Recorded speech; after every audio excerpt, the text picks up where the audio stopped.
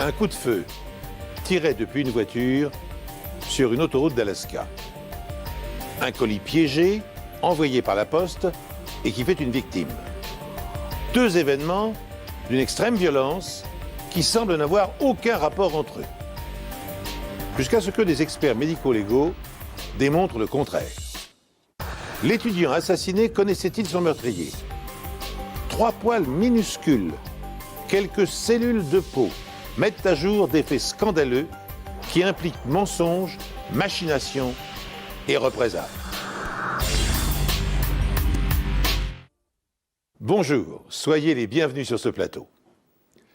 Quand en une fraction de seconde, la normalité bascule, quand l'instinct grégaire prend le dessus sur le bon sens individuel, rien ne semble plus pouvoir arrêter l'escalade de la violence.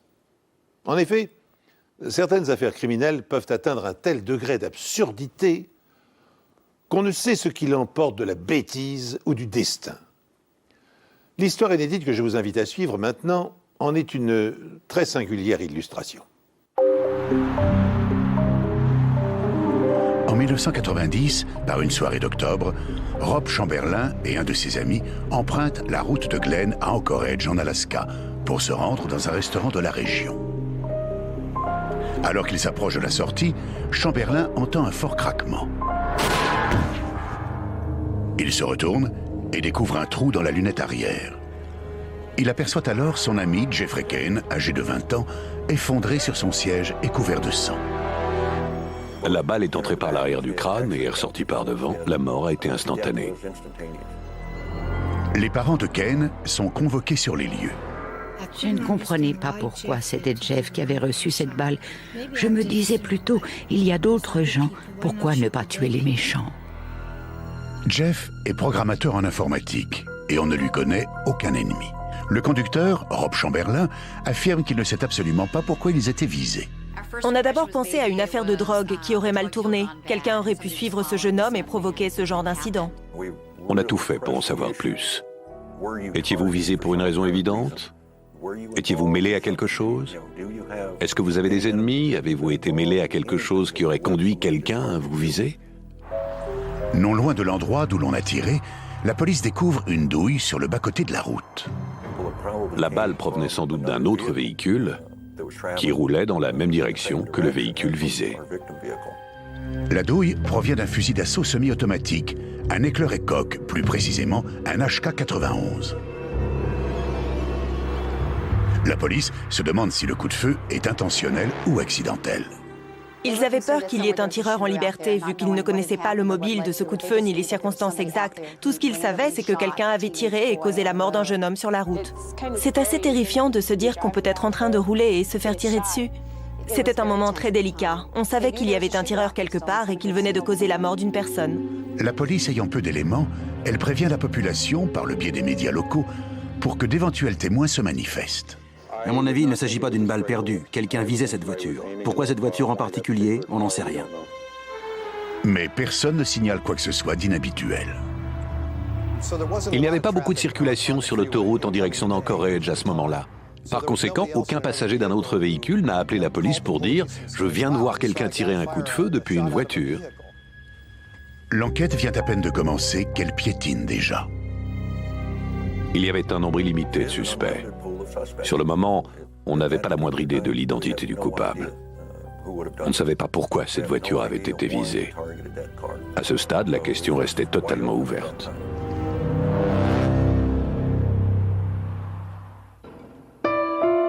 La famille et les amis de la victime essaient de comprendre pourquoi ce coup de feu a coûté la vie à Jeff Kane. Des jeunes qui conduisent trop vite. Peut-être un accident de voiture, mais jamais de coup de feu sur le passager d'une voiture. C'est quelque chose qu'on lit dans les journaux à Los Angeles, pas en Alaska. La douille, trouvée sur le bord de la route, donne à penser à la police que Jeff a été touché par une balle tirée depuis une autre voiture. Il semble que le tireur ait attendu que la voiture quitte l'autoroute et ralentisse avant de tirer la balle fatale. À mon avis, ce qui s'est passé, c'est que les suspects ont suivi le véhicule de la victime jusqu'à ce qu'ils puissent être sûrs de leur coup. Le lendemain matin, les journaux locaux parlent du fameux coup de feu. Lorsque George Kerr, 19 ans, voit les nouvelles, il se voit contraint d'appeler la police. Est-ce que je peux expliquer ma situation? Ces deux garçons étaient plus ou moins des amis à moi. En général, je suis pas du genre à balancer les copains, mais là, c'est trop grave. Je n'ai pas le choix. George Kerr déclare à la police que le soir du drame, il se trouvait à bord d'une voiture en compagnie de deux de ses amis, Sheila et Gustafson. Quelques heures plus tôt, les trois garçons avaient fait l'acquisition d'un fusil d'assaut semi-automatique de marque Éclair et Koch, modèle 91. C'est une arme de guerre redoutable fabriquée en Allemagne, tirant au coup par coup ou par rafale des munitions de calibre 7,62. Ravis de leur achat, les trois garçons roulent sur une autoroute proche d'Anchorage pour rentrer chez eux lorsqu'une voiture fait une manœuvre imprudente que le trio interprète comme une queue de poisson. Ça a mis RD en rage. Alors il s'est tourné vers Gustafson et il a dit « Descends cet abruti !» Kerr affirme que Gustafson a pris le fusil et tiré un seul coup en direction de la voiture.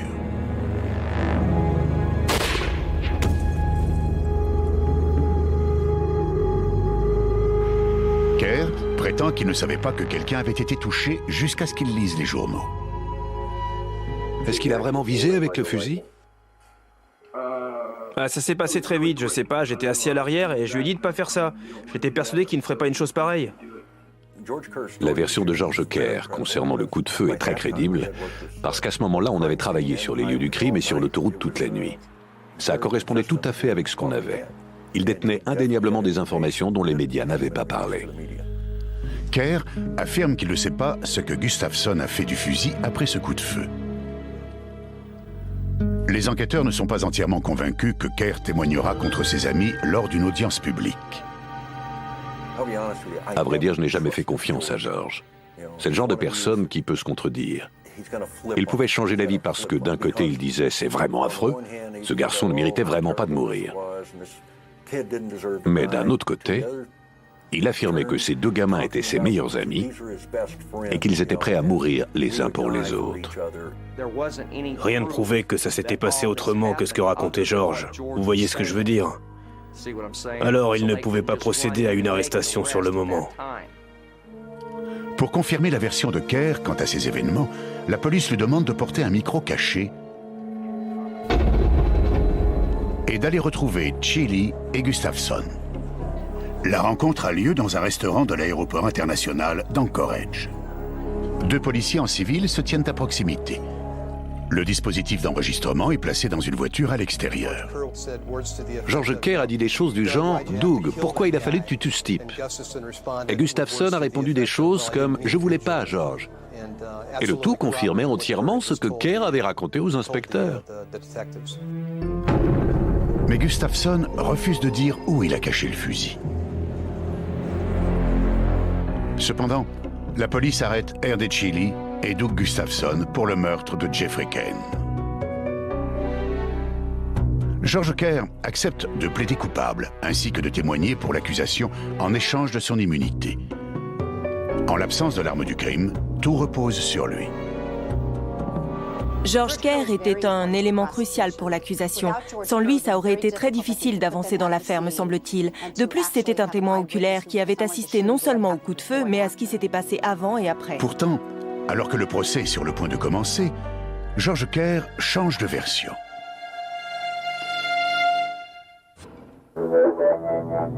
La police place deux hommes en garde à vue pour la mort par balle de Jeff Kane grâce à des renseignements fournis par un témoin oculaire, George Kerr. Kerr commence par affirmer que Doug Gustafson a tiré avec un fusil d'assaut sur Jeff Kane à une distance d'environ 10 mètres, entraînant ainsi une mort instantanée. Mais Kerr ne tarde pas à changer de version. Il n'a pas vraiment visé, il a juste braqué l'arme en direction de la voiture. Il prétend maintenant que Gustafson a pointé l'arme par la fenêtre, tiré à une distance de 200 mètres et touché la voiture. Je pense qu'il a fait ça pour venir en aide à ses amis. Ça leur permettait de dire que ça n'était pas un homicide volontaire, que c'était quelque chose de moins grave, une sorte d'homicide par négligence, d'homicide involontaire. En fait, il essayait de trouver un moyen de calmer ses amis. La douille trouvée sur les lieux indique que l'arme est un fusil d'assaut, un HK-91. Le reçu d'une armurerie locale confirme la version de Kerr selon laquelle Gustafsson a acheté le HK-91 le jour du meurtre. Kerr affirme également que Chili, Gustafsson et lui ont tiré avec ce fusil plus tôt dans la journée en se servant d'un panneau de signalisation en guise de cible. Les enquêteurs découvrent le panneau en question avec 3 impacts. Pour vérifier la version de Kerr, les enquêteurs se tournent vers Robert Shem, expert médico-légal. Ce dernier tire avec un HK-91 dans une plaque de métal de la même épaisseur que le panneau de signalisation. Puis, avec une substance de moulage proche du caoutchouc du nom de microsyle, il prend l'empreinte des impacts de balles sur le panneau de signalisation et de ceux qui proviennent des coups de feu qu'il a tirés pour son expérience. Les moulages sont alors comparés au microscope. Lorsque j'ai retiré le caoutchouc, j'ai pu prouver que les impacts du panneau correspondaient bien au calibre d'un HK-91 et possédaient les mêmes caractéristiques balistiques. L'analyse balistique confirme la version de Kerr, selon laquelle un fusil HK-91 a bien été utilisé pour tuer Jeffrey Kane. Mais cela ne prouve pas pour autant que le coup de feu ait été tiré intentionnellement, ni à quelle distance se trouvait le tireur par rapport à sa cible. Par chance pour les enquêteurs, la balle fatale a pénétré par la lunette arrière dont la vitre est recouverte d'un film protecteur teinté. Si le véhicule n'avait pas été muni de ce film teinté, le verre cassé de la lunette arrière et de la fenêtre latérale du côté passager serait tombé en morceaux et aurait été sans doute totalement perdu. Le film teinté permet le maintien du verre cassé. Par conséquent, l'impact de la balle est encore visible. Shem retire ce qui reste de la vitre du passager et fabrique un gabarit en carton. Puis il recrée l'impact de la balle.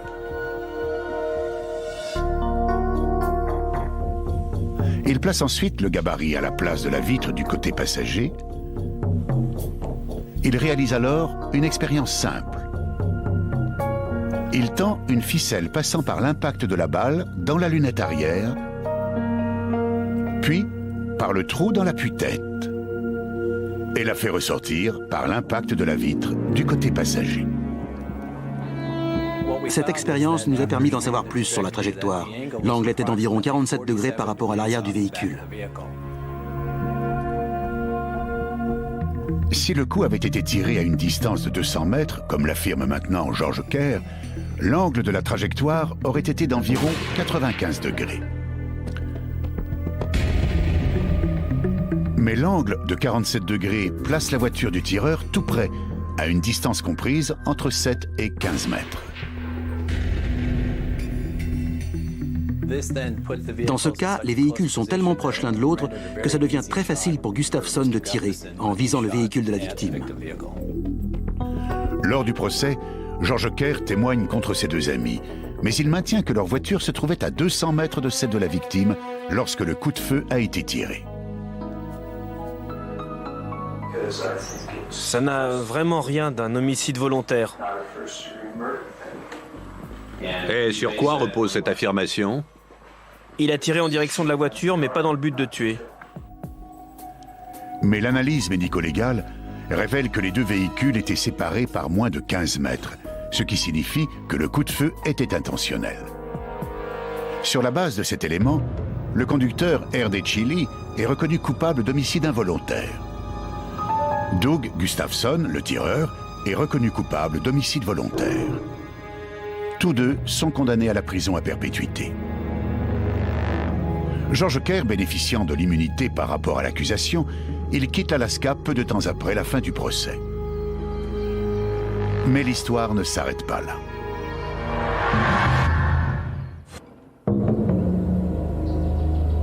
Environ 1 an après un coup de feu sur une autoroute, un colis est envoyé par la poste à George Kerr.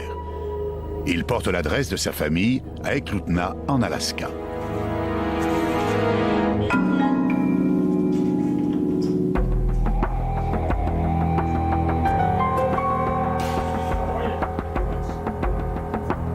Étant donné que George a quitté l'État, son père décide de l'ouvrir.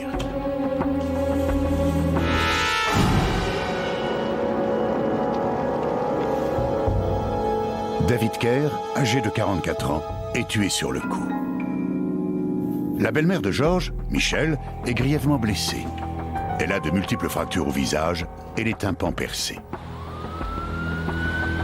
Les policiers l'interrogent pendant le trajet vers l'hôpital, persuadés qu'elle ne pourra pas survivre. Michel, ces gens sont de la police. Répétez simplement ce qui s'est passé selon vous. On vous écoute. On a reçu un colis qui était adressé à George. Il avait été posté dans l'État d'Alaska. Je sais que c'était de la part de Doug. Comment savez-vous que ce paquet venait de Doug? Parce que c'est à cause de George qu'il est allé en prison. George a témoigné. Selon Michel, la bombe provient forcément des deux hommes que son beau-fils a envoyés en prison, Doug Gustafson et R.D. Chili. La bombe n'était pas destinée à faire peur ou à intimider. Elle était faite pour tuer. Et elle a réussi. Sauf qu'il y a eu erreur sur la personne. Doug Gustafson et R.D. Chili se sont-ils vengés d'avoir été dénoncés par leur ami George Kerr? Bien que cette théorie semble fondée, elle se heurte néanmoins à une lacune de taille. Au moment de l'attentat au colis piégé, les deux garçons croupissaient en prison.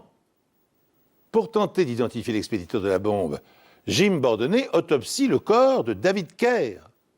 Des fragments de l'engin explosif pourront-ils fournir des indications? Le médecin légiste extrait une minuscule pièce métallique incrustée dans la poitrine de la victime. Et en l'examinant au microscope, il établit qu'il s'agit d'un morceau de détonateur. Notre laboratoire a fini par réussir à identifier le type de détonateur dont cette pièce faisait partie, ainsi que son fabricant. À qui ce fabricant fournissait-il des circuits semblables? Il s'agit d'une chaîne de magasins d'électronique très répandue. Mais on savait que cette chaîne était représentée à Anchorage. Mais Chili et Gustafson sont tous deux incarcérés à ce moment-là. Comment aurait-il pu faire ça depuis la prison? Comment aurait-il pu y arriver? Voilà le genre de questions qu'on se posait tous. Comment quelqu'un aurait pu faire ça tout en étant en prison? Étant donné qu'en prison, toutes les conversations des détenus sont généralement enregistrées, les enquêteurs découvrent une conversation codée entre Gustafson et sa sœur Peggy. Celle-ci se serait déroulée peu avant l'explosion de la bombe.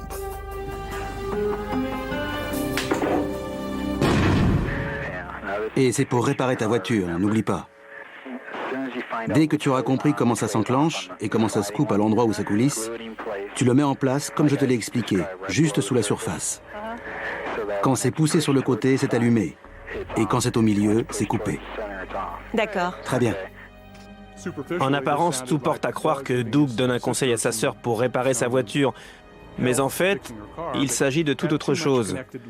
Quand on écoute la conversation à plusieurs reprises, il devient évident qu'au cours de cette conversation, Doug donne à Peggy des instructions sur la façon d'installer un circuit pour fabriquer un dispositif explosif artisanal. Ces enregistrements constituent un élément déclencheur. D'autres conversations révèlent que Peggy n'a pas les compétences techniques pour fabriquer l'engin. Elle fait donc intervenir un autre membre de la famille, leur frère aîné, Craig, qui est mécanicien.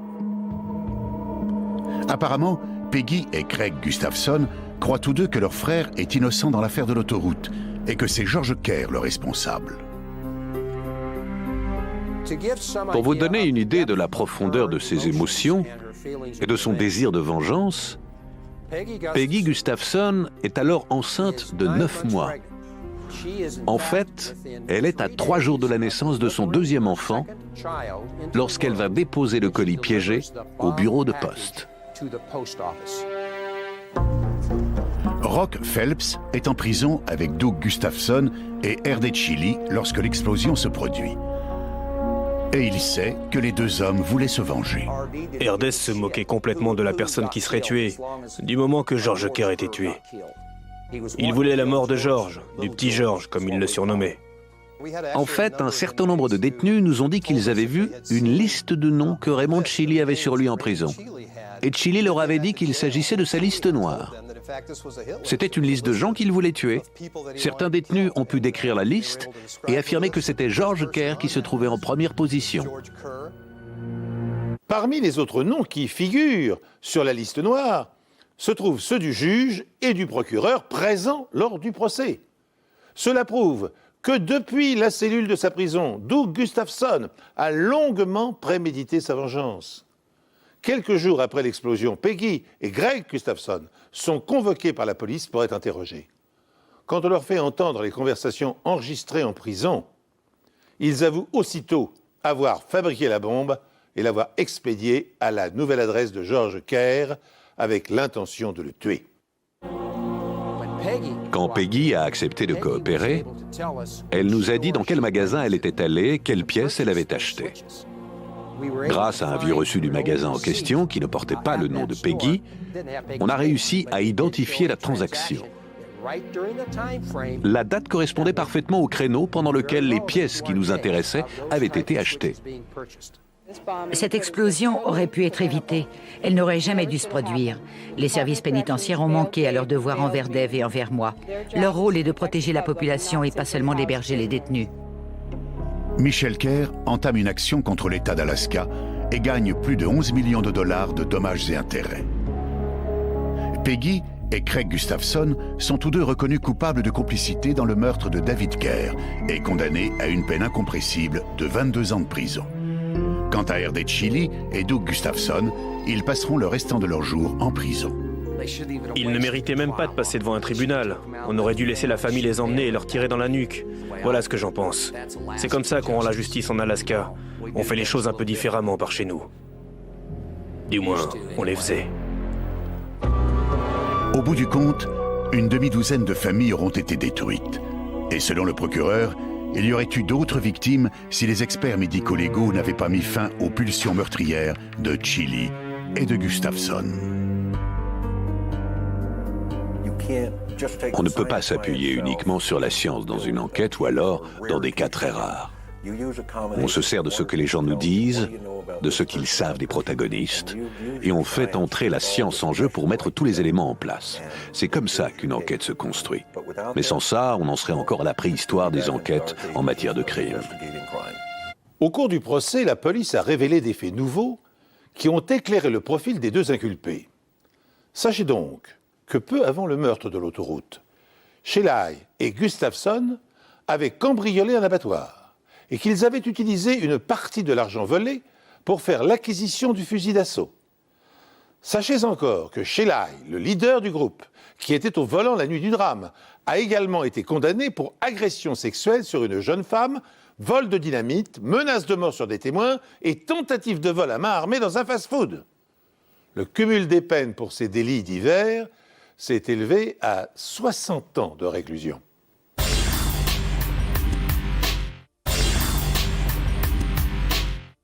Notre seconde histoire se déroule à l'université du Missouri. Sous des apparences agréables et studieuses, le campus abrite aussi des passions ravageuses. Chaque année, l'université du Missouri accueille sur son campus 27 000 étudiants venus du monde entier. C'est avant tout une ville universitaire. Un grand nombre d'étudiants vivent ici. C'est plutôt calme et les crimes sont assez rares. En 25 ans, il n'y a eu que 80 ou 90 meurtres. L'un d'eux a été perpétré en 2004. Par une belle journée de juin, des étudiants découvrent un corps entre deux immeubles à 2 pas du campus. Hormis un short bleu, le corps était dévêtu. Même de loin, ces étudiants ont remarqué qu'il y avait une mare de sang autour du cou de cette personne et qu'elle était décédée. Tout d'abord, la police pense qu'il s'agit d'un accident. On a pensé que cet individu avait peut-être voulu sauter d'un toit à un autre. C'est une ville universitaire et les étudiants se prêtent à toutes sortes d'extravagances. Une telle chose n'aurait rien eu de très inhabituel. Ils sont montés sur le toit pour l'inspecter. Ils n'ont vu aucune trace de sang sur le bord. Ils ont examiné le bloc de climatisation, mais là non plus, il n'y avait pas de sang. La thèse de la chute a donc été écartée. À première vue, il semblerait qu'on ait tranché le cou de la victime avec un couteau ou un autre objet coupant. L'examen de la scène du crime indique que le meurtre a été perpétré à l'endroit où se trouvait le corps et pas ailleurs. La victime est identifiée. Il s'agit de Jesse Valencia, un étudiant en droit de 22 ans. Il travaillait à temps partiel comme réceptionniste dans un motel de la ville. J'étais effondrée. Je ne voulais parler à personne. J'étais complètement prostrée et j'ai pleuré toute la nuit et toute la journée suivante. Ce que je sais de Jesse, c'est qu'il était un garçon formidable. Il avait beaucoup d'amis. Personne ne lui connaissait d'ennemis. C'était un garçon insouciant qui avait beaucoup d'amis. Je crois que l'amitié comptait beaucoup pour lui. Mais quand il avait une conviction, Jesse la défendait âprement et revenait rarement sur sa position. Tous ses amis ont dit qu'il recherchait la confrontation. Il voulait devenir avocat et adorait controverser. Il avait une personnalité assez excessive. Les enquêteurs apprennent que la nuit précédente, Jesse a travaillé au motel. Puis il s'est rendu à une fête et finalement, il est rentré chez lui. Il avait beaucoup bu cette nuit-là. Son taux d'alcool indiquait qu'il était encore ivre au moment du meurtre. Les enquêteurs se demandent ce que faisait Jesse pieds nus alors qu'il était dehors et pourquoi il n'était vêtu que d'un short. L'étudiant vivait seul dans un petit immeuble à une centaine de mètres de l'endroit où il a été tué. En arrivant chez lui, la police trouve la porte entrouverte, mais il n'y a aucune trace de bagarre dans l'appartement. Sous une pile de vêtements, les inspecteurs découvrent un préservatif usagé. Ce préservatif contient-il des traces biologiques qui permettraient d'identifier le meurtrier du jeune homme? L'examen du corps de Jesse Valencia révèle une rigidité cadavérique et la présence d'une première vague d'insectes nécrophages. Ces deux éléments permettent aux experts médico-légaux d'estimer à la fin de la nuit l'heure du décès. L'autopsie montre par ailleurs que la carotide de la victime a été tranchée à l'aide d'un couteau-scie.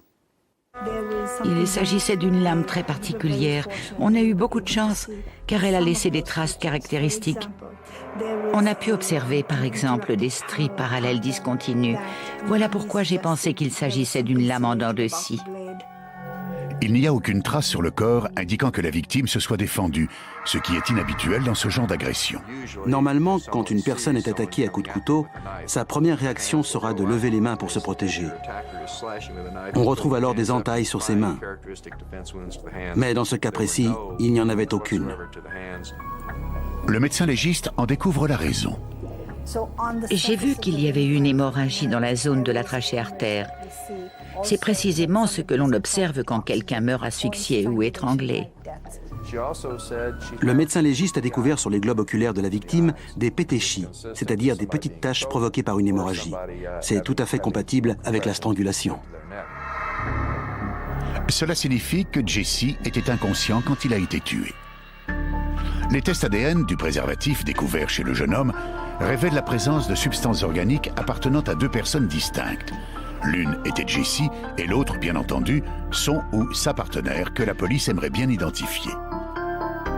La liste des appels enregistrés sur le portable de Jesse indique qu'il a passé, la nuit du meurtre, plusieurs coups de fil à un de ses amis, Ed McDavid. Les listes d'appels enregistrées sur les portables de Jesse Valencia et d'Ed McDavid ont confirmé qu'il s'était téléphoné vers 3h13 du matin. Ed McDavid est devenu un suspect potentiel. McDavid avoue qu'il avait une liaison avec Jesse. Il ajoute qu'ils ont couché ensemble pour la dernière fois 2 nuits avant le meurtre. Les tests de son ADN confirment que c'était lui le partenaire de Jesse quand ce dernier a utilisé le fameux préservatif. Dès lors, Ed McDavid est devenu le principal suspect. McDavid affirme qu'il n'a pas tué Jesse et qu'il était chez lui avec son colocataire la nuit du meurtre. Ce dernier le confirme. Mais des indices découverts sous les ongles de la victime viennent démentir son alibi. Quand j'ai examiné ces rognures d'ongles, j'en ai remarqué 2 qui portaient des taches rouges sombres. Des cellules sont prélevées et aussitôt soumises à des tests ADN. Leur résultat est surprenant. D'après leur profil, les cellules prélevées sous les ongles de la main droite provenaient en fait de 3 individus. Le premier, naturellement, était Jesse. Le second, Ed McDevitt. Il affirme que la présence de ces cellules, comme celle de ces substances organiques sur le préservatif, vient du fait qu'ils avaient fait l'amour 2 nuits avant le meurtre. La présence de ces cellules était sûrement due au manque d'hygiène de Jesse. Pour résoudre cette affaire, il est essentiel que les enquêteurs identifient le troisième individu. Ils interrogent alors Andy Schermerhorn, un ami proche de Jesse. Ils avaient une relation assez inhabituelle dans cette région du Midwest. Bien que seulement amis, ils avaient des relations sexuelles. Ils se connaissaient depuis plusieurs mois et avaient couché environ 5 fois ensemble. Mais Andy a bien précisé qu'il n'était pas son petit ami. Plusieurs mois auparavant, alors qu'il était chez Jesse, Andy a été témoin d'un étrange incident. Ils étaient en train de faire l'amour dans le lit de Jesse.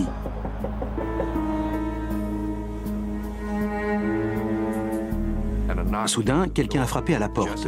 Jesse s'est levé et est allé ouvrir. Andy a vu un policier en uniforme. Le policier est entré en brandissant sa torche. Il l'a pointé à travers l'appartement en disant « Continuez à faire ce que vous faisiez ». Andy a raconté qu'il s'est levé en se couvrant du drap, mais que Jesse l'a rassuré en lui disant « Ne t'en fais pas, il est cool ». Il était clair que Jesse connaissait bien le policier. Il lui a proposé de se joindre à eux.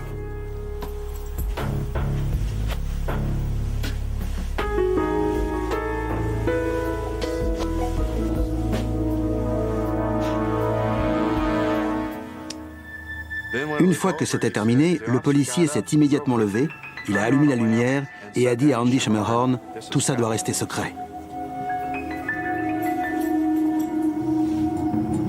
Puis il s'est dirigé vers la porte.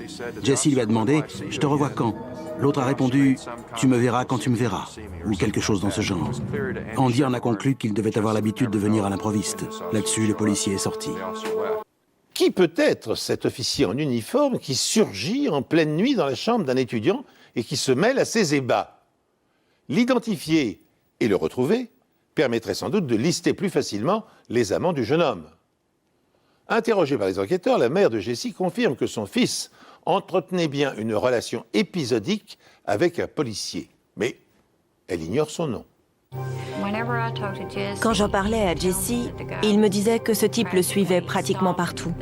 C'est d'ailleurs les termes qu'il a employés. Il m'a dit « Il me suit pratiquement partout où je vais ». Apparemment, ce policier n'a pas donné son vrai nom à Jesse, pas plus qu'il ne lui a confié le moindre détail sur sa vie. Il voulait tout savoir sur mon fils, mais il refusait que Jesse sache la moindre chose sur lui. Quand Jesse le questionnait, il restait toujours très vague et lui disait, par exemple, « Oh, j'habite dans le coin ». Jesse a commencé à trouver ça louche et il m'a dit, « Je trouve ce type pas très net ». Andy Schermerhorn, l'ami de Jesse, donne la description du mystérieux policier aux enquêteurs. Il s'agit d'un homme brun, entre 20 et 30 ans, de type hispanique et plutôt mince. Les inspecteurs demandent à Andy de venir au commissariat pour regarder des photos dans l'espoir de l'identifier. Alors qu'il se dirige vers la salle de réunion, une chose inattendue se produit. Andy marchait dans le couloir pour aller identifier sur photo celui qu'il pensait être le meurtrier. Soudain, il l'a vu en chair et en os, qui arrivait en sens contraire. Il l'a immédiatement reconnu, c'était bien le policier en question.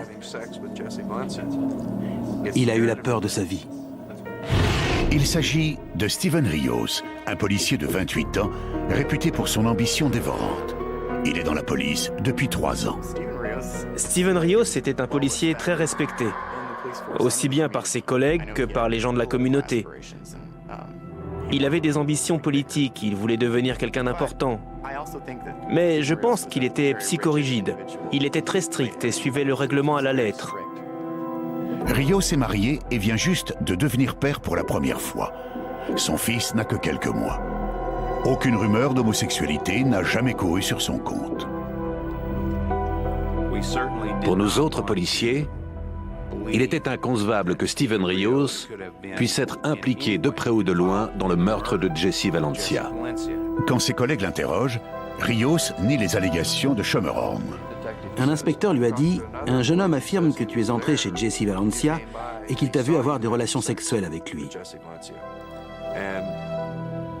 Rios s'est écrié « Moi, des relations sexuelles ?» en faisant celui qui tombait des nues. Rios déclare qu'il a un alibi. La nuit du meurtre, il était chez lui, au lit, avec son épouse. Il m'a dit au téléphone qu'il n'aurait jamais fait de mal à Jesse Valencia et qu'il n'avait rien à voir avec sa mort. Rios se soumet à des analyses afin que son ADN puisse être comparé aux ADN des cellules découvertes sous les ongles de Jesse. Il semble correspondre, mais avec 3 types d'ADN différents, rien ne peut être conclu avec certitude. La personne qui a effectué ces analyses ADN a dit qu'il y avait une chance sur 7000 d'obtenir le même résultat en prenant n'importe quel individu, choisi au hasard, comme ça, dans la rue. Du reste, même si ces cellules étaient celles de Rios, cela ne prouve pas qu'il ait commis le meurtre. Il y avait aussi, sous les ongles de Jesse, des cellules appartenant à Ed McDavid. Il était scientifiquement impossible de savoir combien de temps ces cellules avaient séjourné sous les ongles de la victime. Logiquement, elles auraient dû disparaître au fur et à mesure que Jesse se lavait les mains, mais on ne pouvait pas déterminer depuis quand elles étaient là. Les enquêteurs se demandent s'ils pourront résoudre le meurtre de Jesse Valencia grâce aux seules sciences médico-légales.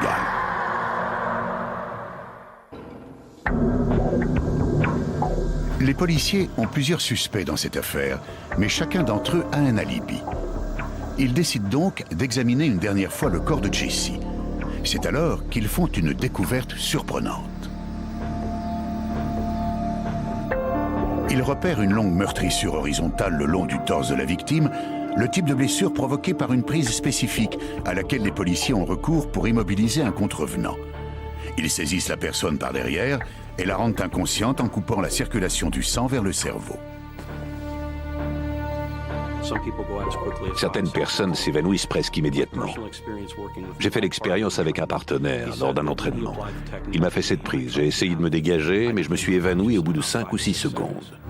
Mais encore faut-il l'exécuter convenablement.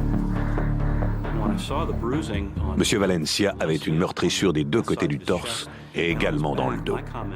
C'est ce qui se produit quand cette prise n'est pas exécutée correctement.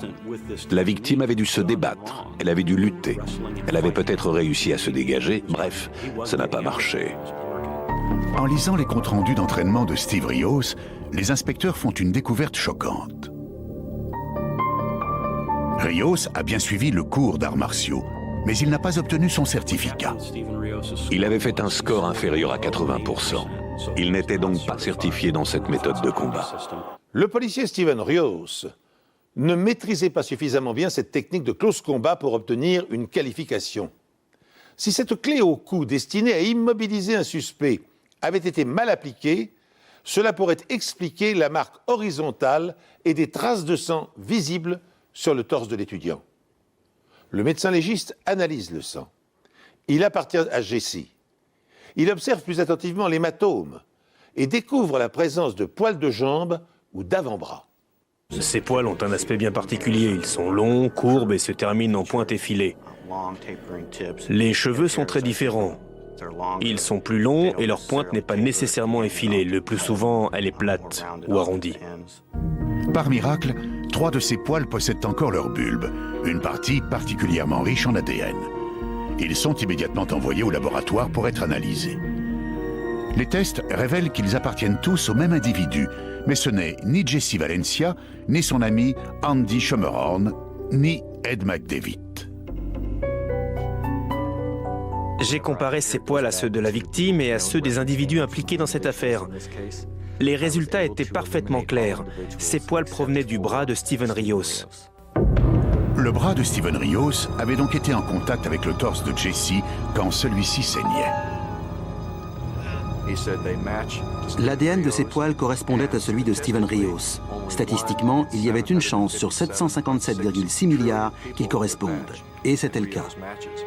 Les enquêteurs découvrent alors comment Rios a rencontré Jesse. D'après un rapport de police, Rios aurait interpellé Jesse pour trouble à l'ordre public lors d'une fête bien arrosée sur le campus, 3 mois avant le meurtre. Quand ses collègues l'interrogent à ce sujet, Rios change son discours. Il avoue que Jesse et lui étaient amants, mais qu'il l'a caché pour protéger sa famille. En revanche, il nie l'avoir tué. L'une des personnes qui a le plus souffert dans cette histoire, c'est la femme de Steven Rios. En 48 heures, elle a découvert que son mari avait eu une liaison, et qui plus est avec un homme. Et comble du malheur, qu'il avait probablement tué son amant pour éviter que le bruit se répande. En quelques jours, sa vie avait été complètement anéantie. En étudiant de plus près l'emploi du temps de Rios la nuit du meurtre, les enquêteurs découvrent un battement de 45 minutes pour lequel il n'a aucun alibi. De plus, le procureur croit avoir découvert le mobile du crime. Jesse avait dit à sa mère qu'il entretenait une liaison avec un officier de police. Mais comme il venait d'apprendre que ce dernier était marié et qu'il avait un enfant, il avait décidé de mettre fin à leur relation. Il pensait que ce n'était pas convenable parce qu'il était marié. Il ne voulait pas être mêlé à ce genre de situation. Il m'a confié qu'il allait lui dire qu'il le quittait. Il m'a annoncé « il faut y mettre fin ». Je fais tout pour l'éviter, mais il continue à me poursuivre. Steven Rios avait tout dissimulé à sa famille, à ses collègues policiers et à ses amis. Jesse Valencia a dû penser qu'il pourrait se débarrasser de lui en le menaçant de dévoiler leur liaison, de le dire par exemple au commissaire. Je ne crois pas qu'il avait conscience du danger auquel il s'exposait. Voici la version des faits selon le procureur. La nuit du meurtre, une fois son service terminé, Steven Rios se rend chez Jesse. Jesse lui dit qu'il veut mettre fin à leur liaison. Rios se fâche. Jesse menace d'aller tout raconter à ses supérieurs s'il ne le laisse pas tranquille. Qu'est-ce que tu dis? Je veux plus que tu viennes ici. Et en plus, tu oses me menacer? Jesse sort de l'appartement, espérant mettre fin à la dispute. Ne me menace pas! Rios ne veut pas que la liaison se termine, et encore moins que sa famille ou ses collègues en aient connaissance. C'est alors que la situation tourne au drame. Rios exerce la fameuse prise utilisée par les policiers pour que Jesse perde conscience. Cela fonctionne, mais la manœuvre laisse des traces sur le corps de Jesse. Dans la bagarre, un transfert d'ADN s'opère dans les deux sens. Jesse griffe Rios, lui arrachant quelques cellules de peau. Quelques poils du bras de Rios se retrouvent collés sur le torse de Jesse. Une fois que l'étudiant a perdu connaissance, il le tue avec son couteau. Il quitte le lieu du crime, pensant que son secret ne serait jamais dévoilé. Malheureusement pour lui, il y avait les preuves médico-légales. Les jurés ont envie de les voir. Ils veulent voir les empreintes, ils veulent voir les preuves ADN. Écouter les témoins faire des descriptions ne leur suffit pas. Ils veulent contempler par eux-mêmes les pièces du dossier. Cette affaire est sans aucun doute la pire qu'on ait jamais vécue dans ce commissariat. N'importe quel policier vous le dira. Une telle chose qui arrive dans un commissariat, quel qu'il soit, a des effets dévastateurs. L'arme du crime, le couteau-ci, n'a jamais été retrouvé. Affaire 167-984, le ministère public contre Rios. Steven Rios est déclaré coupable de meurtre avec préméditation. Il est condamné à la prison à perpétuité, sans possibilité de remise de peine. Jusqu'à ce jour, il clame son innocence. Le travail d'un policier, c'est de servir et de protéger la communauté. On n'imagine pas un seul instant qu'il puisse être de l'autre côté de la loi et qu'il soit un meurtrier. Dans mon réquisitoire, j'ai évoqué un sketch de l'humoriste Richard Pryor. Dans ce sketch, une femme rentre chez elle à l'improviste et elle trouve son mari au lit avec un autre homme. Le mari la regarde et lui dit « Qui vas-tu croire, moi ou tes yeux perfides ?» Steven Rios disait en quelque sorte aux jurés « 1 sur 757 milliards, qui allez-vous croire, moi ou vos yeux perfides ?» Les jurés sont tombés d'accord avec moi, les preuves médico-légales ont permis d'établir, au-delà du doute raisonnable, que Rios était le meurtrier. Pendant l'instruction du procès, nous avons appris comment Jesse Valencia avait connu Rios. En tant qu'agent de police, celui-ci était intervenu lors d'une beuverie étudiante et avait donné une contravention pour tapage nocturne à Jesse et à ses amis. Celui-ci avait ensuite menacé son amant de révéler son homosexualité et ses infidélités à sa femme et à ses supérieurs s'il n'annulait pas l'amende et s'il ne disparaissait pas de sa vie. Nous savons aussi que Rios avait subtilisé le badge d'un collègue, Ted Anderson, afin de dissimuler sa véritable identité à l'étudiant. Il était manifestement coutumier de l'empreinte d'identité car il avait déjà été renvoyé d'un autre commissariat pour la même chose. Par ailleurs, plusieurs femmes sont venues témoigner à la barre, affirmant que Rios leur avait fait des propositions indécentes alors qu'il les avait arrêtées pour des infractions mineures. Enfin, c'est en pleurs dans le prétoire que Rios a avoué avoir fait 2 tentatives de suicide car il ne supportait plus la pression de devoir cacher éternellement son homosexualité à son entourage. Il a été condamné à la prison à vie pour meurtre au premier degré. En prononçant cette peine, le juge a tenu à faire passer un message fort aux forces de l'ordre. Si la police enfreint les lois, des tonnes de briques lui tomberont dessus, a-t-il déclaré en langage imagé. C'est sur cette menace venue d'outre-Atlantique que s'achève cette émission. Merci de l'avoir suivi. À bientôt sur cette antenne pour de nouvelles enquêtes impossibles.